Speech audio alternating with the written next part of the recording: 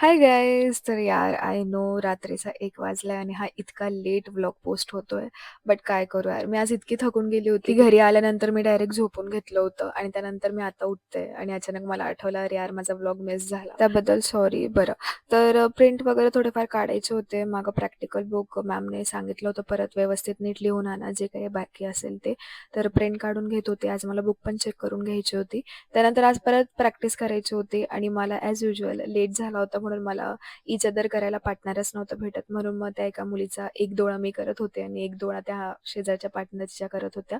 त्यानंतर मग कसं-मसं ते मला थोडं टफ जात होतं हँडल करायला म्हणून मग ज्या इंटर्न असतात त्यांनी एक मॉडेल शोधून दिलेली मला, जे कोणातरी सोबत आली होती आणि मग मी तिच्यावर ट्राय करत होते. तुम्ही बघू शकता फायनल लूक असा काही होता आणि खरंच छान झाला होता. मी दोघ्या आईवर वेगवेगळा मेकअप केलेला मला कमेंटमध्ये सांगा, की कसा वाटला तुम्हाला?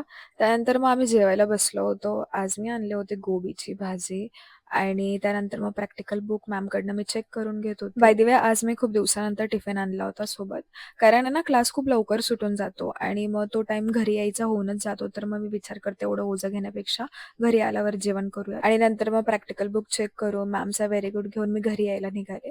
घरी आल्यानंतर क्लिनिकला गेलेले आणि खूप दिवसानंतर माझी इच्छा झाली, की आज घरी जाऊन मी डान्स करणार आहे. मी खूप सारा डान्स केला यार. त्यानंतर इतकं जाम थकून आहे ना, चुपचाप जेवण करून घेतलं. सो या that's it. Thank you for watching. भेटूयात उद्याच्या व्लॉगला. Bye bye.